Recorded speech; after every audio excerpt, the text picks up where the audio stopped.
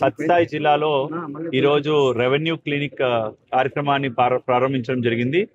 ప్రతి 4వ సోమవారం నాడు జిల్లా హెడ్ క్వార్టర్స్లో ఈ రెవెన్యూ క్లినిక్ని చేయడం జరుగుతుంది. మిగతా 3 వారాలు డివిజనల్ స్థాయిలో ఈ రెవెన్యూ క్లినిక్లు జరపబడతాయి. ముఖ్యంగా మన గౌరవ ముఖ్యమంత్రి గారు పదే పదే రెవెన్యూ డిపార్ట్మెంట్లో ప్రజలకు సంతృప్తికరంగా సేవలు అందించాలనే ఉద్దేశంతో ఈ కార్యక్రమానికి శ్రీకారం చుట్టారు.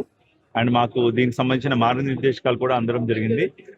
ఇందులో రెగ్యులర్ పీజీఆర్ఎస్కి దీనికి ఉన్న మెయిన్ వ్యత్యాసం ఏంటంటే, ఇక్కడ ముఖ్యంగా రెవెన్యూ సిబ్బంది అంటే ముఖ్యంగా తహసీల్దారులు, ఆర్డీఓలు అందరూ కూడా ఒకే చోట కూర్చోవడం జరుగుతుంది. అండ్ వారికి సంబంధించినటువంటి రికార్డులు మొదలైనవన్నీ కూడా వాళ్ళు ప్రిపేర్డ్గా అన్ని కూడా పెట్టుకొని ఉంచుకుంటారు. ఏవైతే గ్రీవియన్సెస్ వస్తాయో వారిని కూర్చోబెట్టి ప్రశాంతంగా విని ఆ గ్రీవియన్స్ సంబంధించి ఆ విఆర్ఓ తోటి వెంటనే ఏదైనా వెరిఫికేషన్ చేయాల్సి వస్తే వెంటనే వెరిఫికేషన్ ఆన్ ది స్పాట్ చేస్తారు. ఏదైనా కొన్ని సర్వే కూడా చేయాల్సినవి ఏమైనా ఉంటే ఇమ్మీడియట్గా అవి కూడా చేయడం జరుగుతుంది.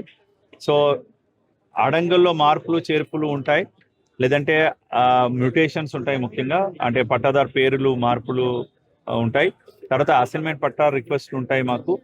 తర్వాత కొంతమందికి F line joint LPMs sub division, తర్వాత కొంతమందికి 22A చుక్కల భూమిలోంచి తొలగింపు మొదలైన సమస్యలతోటి ప్రధానంగా వస్తున్నారు.